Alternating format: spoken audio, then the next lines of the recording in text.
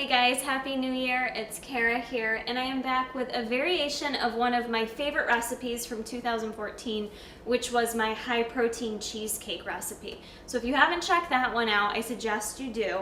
But what I'm going to show you to do today is a peanut butter chocolate cheesecake bar. This is going to be higher in protein, and it's going to be a delicious way to kind of curb that sweet tooth. So what I've done is I've already mixed up some of the ingredients separately just to save on time. My recipes are usually fairly quick, but this one does take a little bit more time with the amount of ingredients in it. So just for video purposes, I thought this would be a little quicker to kind of move through the recipe. So what you're going to do is mix separately in a bowl your filling, and in another bowl we're going to do the crust. So for your filling, I've got this already mixed up here. This is going to be your peanut butter cheesecake. What you're going to do is throw into a bowl 2 whole eggs. I did keep the yolks included. I did 1 full scoop of MTS Whey Peanut Butter Fluff. Use discount code Kara, get yours at tigerfitness.com. 2 full cups of non-fat plain Greek yogurt. This is just a Tops brand, local grocery store. You can use whatever flavor you want, but I just use the plain. So 2 full cups of that. And you're going to want to use some type of natural peanut butter. I use 1/4 of a cup of mine. So you're going to throw that in there.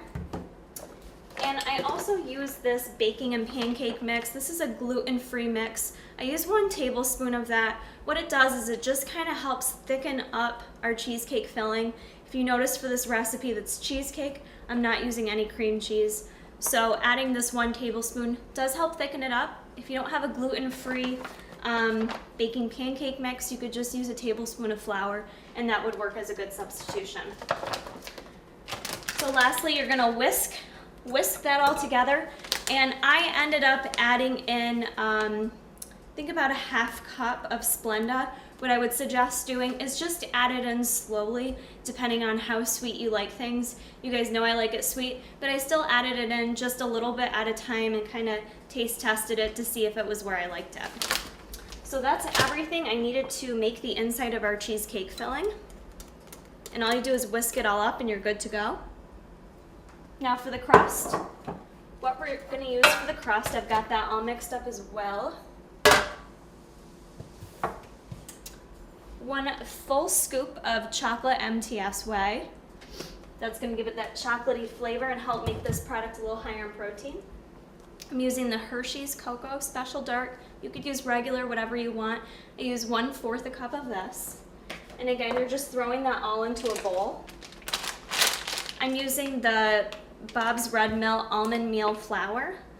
This kind of helps give it the crustiness. It adds a little bit of fat to the recipe. Not too bad, but it kind of helps maintain the crust. So 1/2 cup of that.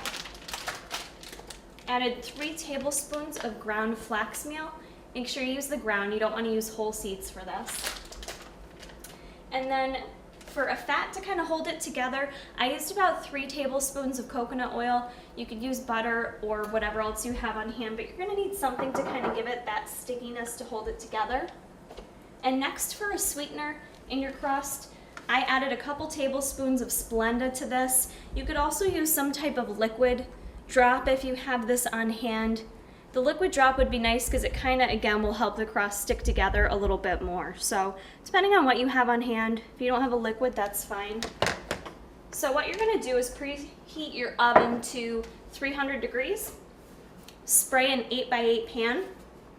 And we're going to go ahead and dump the crust. It's going to be kind of crumbly a little bit still. Go ahead and dump all your crust into the pan. What I'm going to do is use a spatula to kind of help push it all down. And this is what gives this our chocolate crust. Alright, so spend a little time, use a rubber spatula to kind of help pat it down and make sure your crust is nice and even as you can get it. You want it to cover the whole surface. So now that you've got your crust set, I'm just going to go ahead and dump on our beautiful our beautiful cheesecake filling.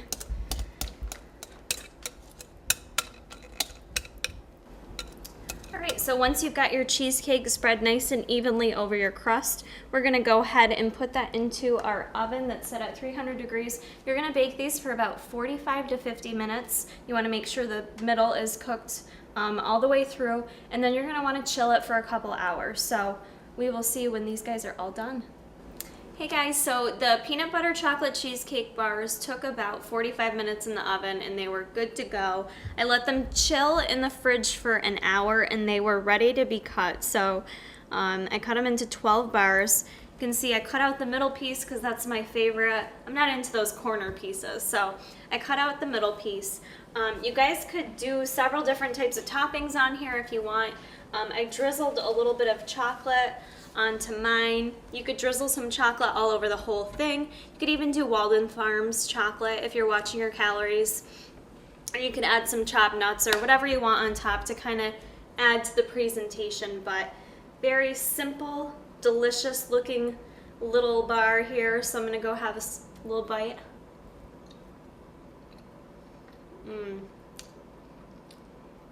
Crust came out awesome. A lot of times I do things crustless to just kind of save on calories, but turned out awesome. So I hope you guys give these a try. We will have detailed instructions below because I know it was a little in-depth with the recipe and what to do, so those will be below for you along with the nutritionals.